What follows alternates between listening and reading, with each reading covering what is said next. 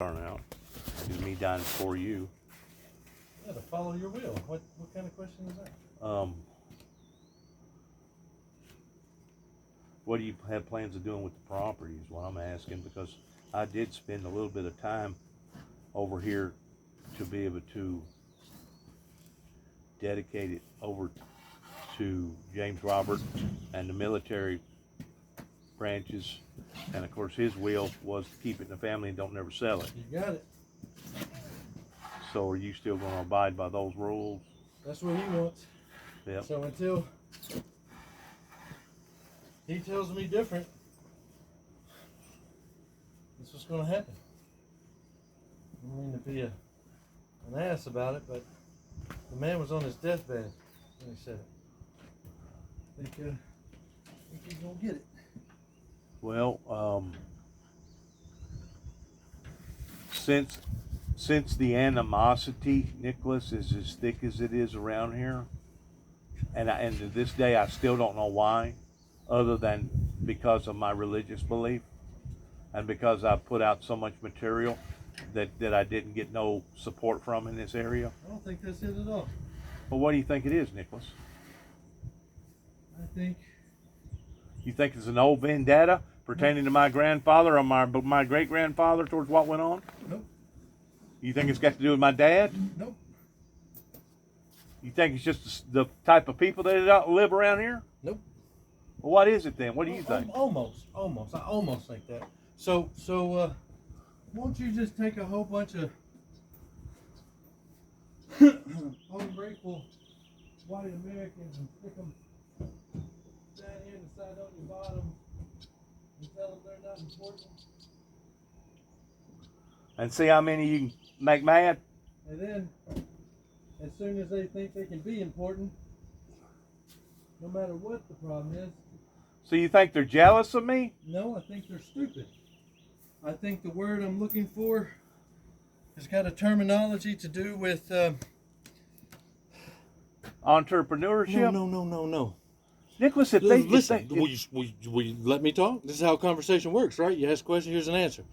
If I were to go get on a soapbox and start planting little seeds to the masses, and then all of a sudden a larger group were to congregate, and I'm talking to the seedlings now, right. and they're sprouting. Now everyone is sprouting, and it wouldn't matter what the hell I say. There's an actual terminology, and I think it's called the mob effect, to where you're automatically outnumbered. If it's 3-1, you got to be wrong. Do the math. You got to be wrong. But a lot of people don't understand until it's too late that there's another way to skin a cat. At first, they didn't nail a damn catfish to the damn tree and pull the skin down. They were probably trying to skin them like a deer. I understand. Someone's got to be taught differently for them to actually associate it. It's not that they're ignorant, it's just that they're uneducated. That's right. And then all of a sudden you have a mob effect. Right. There's an actual... Why do you think whenever there's Well, how come, a Tommy? riot in any city that you go to, when they arrest them people, how come they don't stand trial for all the property damage? For I don't know. You tell me. Because everyone knows what happened. Every educated person knows you just got wrapped up in this terminology, and it's called a mob something. You can look it up. And I think what's happened here is you pissed off a loudmouth, and the loudmouth starts going around planting seeds. Right. And then the next thing you know, it's all let's pile up on Juby, because It's a we pile. all think the same, but it all come from the same source. It's a pile-on effect, kind of like a football game.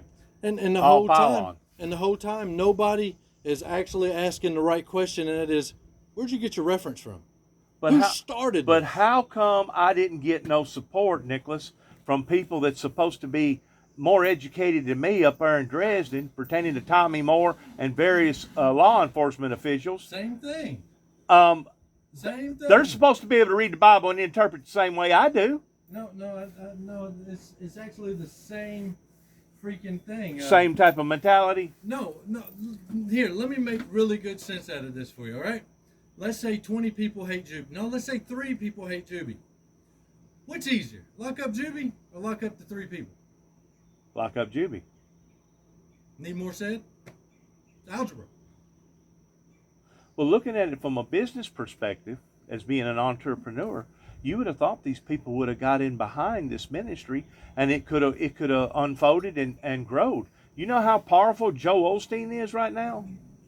He's worth over $100 million.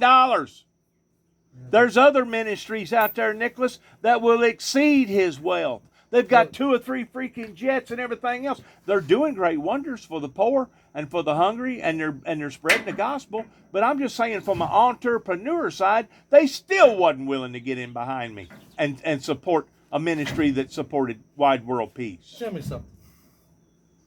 Do they want to be broke? Do they want to be poor? That's the problem. You're not preaching the message that the recipients want.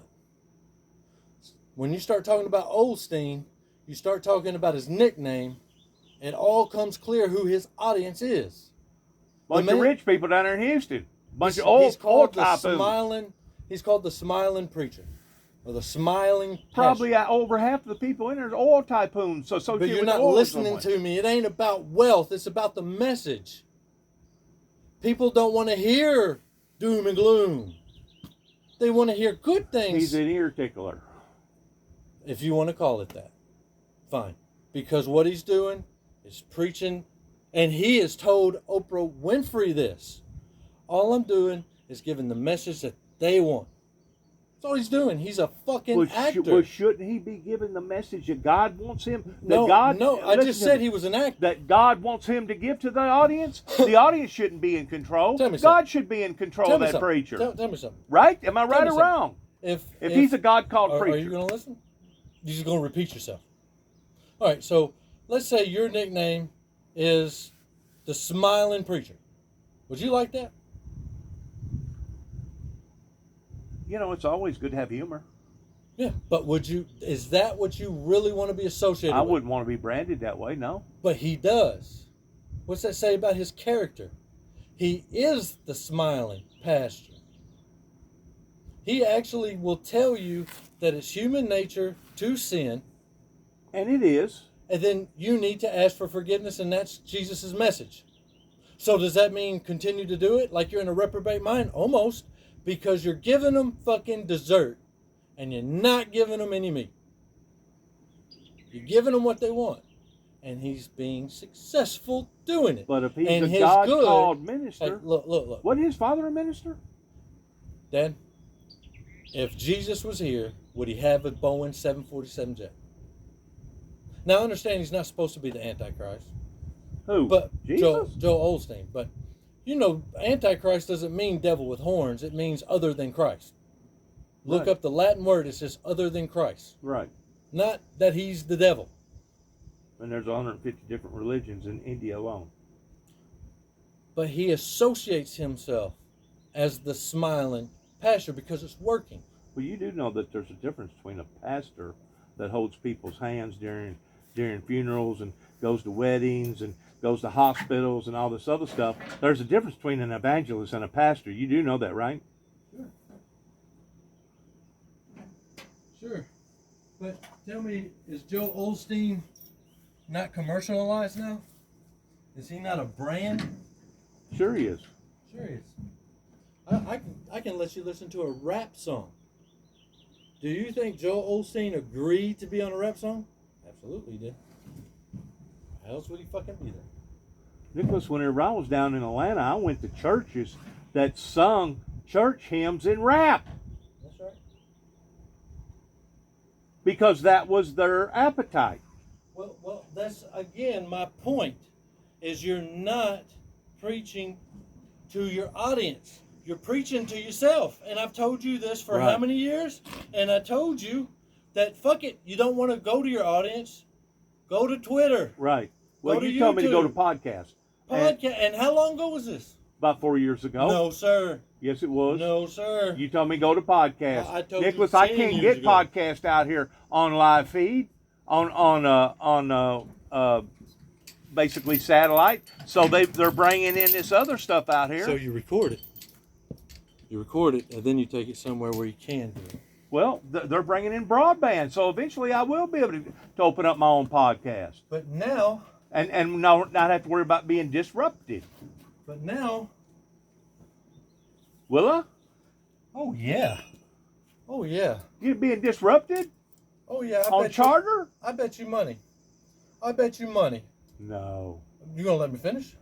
I bet you money that if you were to sit here and become successful, because you got your broadband, you're getting your message across, you actually start getting money, followers, you're able to make this into a genuine shelter, everything starts working for you? Yeah. I bet you the satellite above your house falls on you. I bet you a car runs into that box. I bet you by some luck, this place catches on fire. In other words, they'll sabotage it. I'll be sabotaged. And that's basically what's happened to me for the past 30 years, is the reason why that I never could get no supporters, is because they didn't want me to succeed in my message. They didn't like the message coming from the messenger. There's my point. No, They didn't like the message. Get yourself out of the equation. You're just God's vessel. I'm the messenger. Right. Take yourself out of the equation. So it's not Juby they're mad at. They're mad at the message. The message you're giving to these people, they didn't swallow. You were supposed to sell out by now. Oh, I'm supposed to give in by now. That's right. What the hell were you thinking? Aren't you doing this for money? After 30-something years, Right. I was supposed to lay down for them, huh? Like Joe Osteen basically lays down to his audience. That's my point. That's my point. But this is what I got to say about Joel Osteen. His good outweighs his bad. Leave that man alone. Let him have a fucking row of jets that suck up all that jet fuel and put all that carbon up into heaven. Let him do his thing, because his good outweighs his bad. And look, honestly, Dad, this is all we can hope for on planet Earth. For any of us. Right, because we're not Jesus Christ. Right. So as long as our good outweighs our bad, we hope for forgiveness. I agree. It's that simple. I agree. So I think Joe is going to be up there smiling too, because he rolled with it. Have you ever listened to Billy Graham preach? Oh yeah. Have you listened to his messages thoroughly? Oh yeah. Hey, he laid it on the line, didn't he? He did, but that was a different time with a different audience. And even though you want to say you were raised with these people, you didn't go to church with them and sit there and preach on something that the preacher had already started for you, and you follow up, and then you become what is it called? An assistant preacher or something. You didn't play by the rules here. And you now know, you know what I'm looked up as? I'm looked up as being a bootlegger type preacher, or a bootlegger evangelist, because I didn't go to school. That's right. I didn't get the proper certificates. That's right. And I didn't get my diplomas. That's right. I didn't go to Moody Bible College. That's and right. all this other stuff. But you know what the problem is if they were really into it, Dad, they really wanted to be saved, and they really wanted to know if you were honest or not, they would have done the research to find out that even a little girl named Lala changed people's point of view and had no schooling background for it. Look at Mother Teresa. That's right. So the message was maybe should have been held just like a scroll. They didn't like my technique. What is, not the technique, get yourself out of the equation. You're human. You didn't do nothing wrong. But there's a scroll, there's a seal. Maybe your message should have stayed sealed, and that would have been the seventh one, and you had to start with one and fed them crumbs before you got to the steak. You know what? Then that would have been technique. You know what a man told me one time? He said, you need to be like the little farmer. I said, what about the farmer? He said, well, he fed them a load of hay, but he didn't feed it to them all at once. Yeah, that's a very poetic way to put it. Well, if they ain't called on Nicholas by now, me spending over half my life in the ministry association, They're not going to. they're not going to. But I told you a long time ago not to come back here. Told you a long time ago that these people don't want help. These people want big tires, they want big titties, and they won't drink.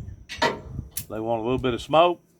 They want them a girlfriend, which may be their first cousin, or who knows, may be their sister, and have a good time, huh? Who cares? That's the message you should have been preaching. Before you were quick to prove them wrong by living as an example, And Dad, you really are a great example of somebody coming from far left field and going way to the right field. Oh yeah. Oh yeah, I've done lots of things that I ain't proud of. And you know it. I've done lots of things that I ain't proud of. But still, God drawed me out of the pits, man. But didn't He all of us? that's right. To some degree or another? That's right. Because the Bible itself says that we was born into sin. That's right. So Dad, you asked me a question. Sorry it took so long. He gave you an answer.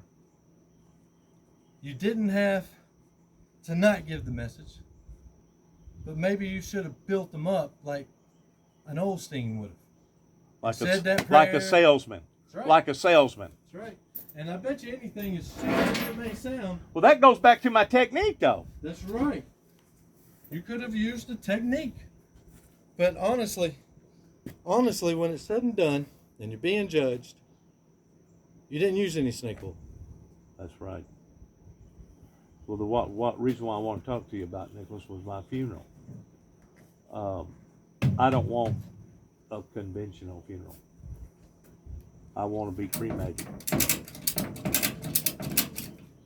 If my desires, if my passion, if my dream towards me going to the Middle East and being involved in the doomsday devil's duel that I've been preaching now for over 30 plus years, if that dream or that passion, that desire don't come true for me. You're talking about? I'm talking about a massive heart attack, a stroke, an aneurysm, or But you're talking about if you're not able to offer the sword. That's right. Yeah, I understand. I understand. And the reason why that I'd rather be cremated is because I don't want people gawking. And I don't think you'd want them gawking neither, do you? No. See, David and I, we went to the VFW club. And the VFW club told us, man, what y'all guys has got thinking about towards putting in a recovery shelter for the veterans. That's a great freaking place. And I said, why is it a great place? They said, because you're away from temptation. You don't have liquor stores all the way around you. And you don't have to worry about people gawking over the veterans that's had a blowed up leg or half their faces burn off or et cetera, et cetera. They said this would be a perfect place to do what you're talking about. Well, once I got involved in it and I realized the resistance, even from the courts up here in Dresden, I realized all I was doing was beating a dead horse, man. Because if I can't get the authority figures to get in behind this project, I don't stand a chance, do I? No, I think you have to win them over with money. I hate to say it, but win them over with money. That's right. Whenever you start paying, the love of money is the root of all evil. So you're telling me that's the only way to get to these people? To the law. You said... Yeah, the law enforcement people, the people that's involved with judicial system. So this is separate than what we're talking about. Whenever you just said, that's what... Whenever it comes to anybody in politics, the bottom line is your tax-paying dollars. That's right. Yeah, what'd you pay in? Nothing. Well, because they've driven me off into a state of disability. Nicholas, I wouldn't be in the shape that I'm in right now if Judge Woodall wouldn't have given me that Risperdal that went all the way to freaking Oklahoma and drug me all the way back to Kentucky. I'd be a little bit overweight. I'd probably be about 230, 240. But I wouldn't be no 350. They've ruined me, Nicholas. They poisoned me. That's right. And that's exactly what they wanted me to do. They wanted to ruin the messenger because they didn't like the message. That's right. Or honestly, you must have been insane because you didn't shut the hell up like anybody else would have done. Would have they, Nicholas? Would have they, Nicholas?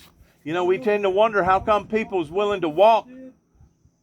We wonder how come people are willing to walk for miles and miles and miles in blazing hot sand until their feet basically almost burn completely off of them just to tell people about the gospel. Once you've ever come in contact with the supernatural, Nicholas, you want to tell people about the supernatural. And it's not just me. So I'm not your audience. But it's not just me. It's a pattern out there of people that want to tell people about the supernatural. That's right, but whenever you're looking at incarceration, you should probably just plead the fifth. Well, one thing I can say about Judy, whenever I went out to California, one of the first things that she called on to me about, she looked at me, she said, "Dennis, you're a Martin Luther King." I said, "A Martin Luther King?" She said, "Yeah." She said, "You're a pioneer. You're trying to do something that had nobody else done." She said, "That puts you aside like a Martin Luther King." As crazy as she acts, at least she identified that. You know what I'm saying? Use them.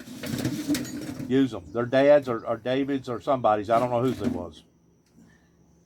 Well, they're not going to do me no good because I ain't never going to use them. All I can say about that, Dad, is... But she identified that in me. Towards the position that I was playing. The position that I was... All I can say, Dad, is you didn't need words, she needed action. And I can care less what she said, because she didn't give you any action. Well, she might. What's that?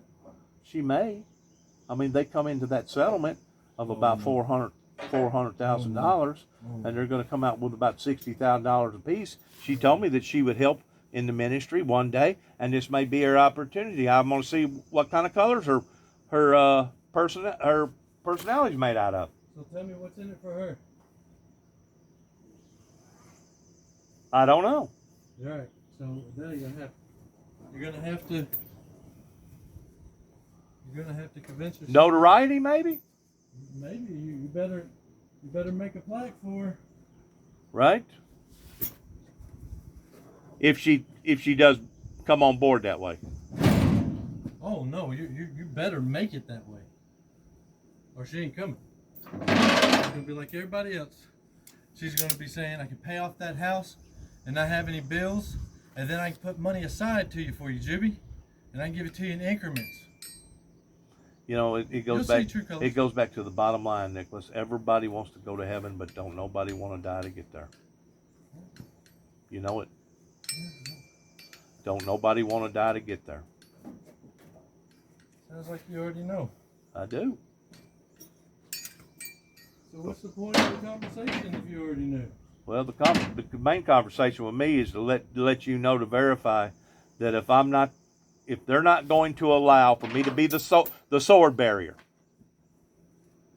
towards my passion and desires coming true, towards gaining a support team. If something occurs, like a heart attack, a stroke, whatever, harsh accident, I mean, you got to admit I'm a high risk right now.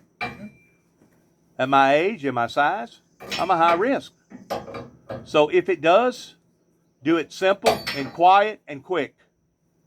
I don't want no funeral. And you're talking about... I'm talking about, I don't want nobody to know nothing. And you're talking about an urn.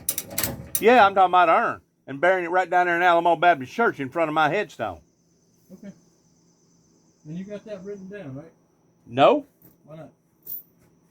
Because I feel like that this conversation we're having right now should be good enough. Yeah, but not in the eyes of the law. It's the same type of conversation that David and I had. Me and David talked about either me dying before David or David dying before me. And do you hear me? Not in the eyes of the law. Nicholas, as you're doing that, you're bending that pen right there. That's good. You're bending it. It's done. Bend it some more. You ain't gonna be able to. Yeah, it'd been a little bit more.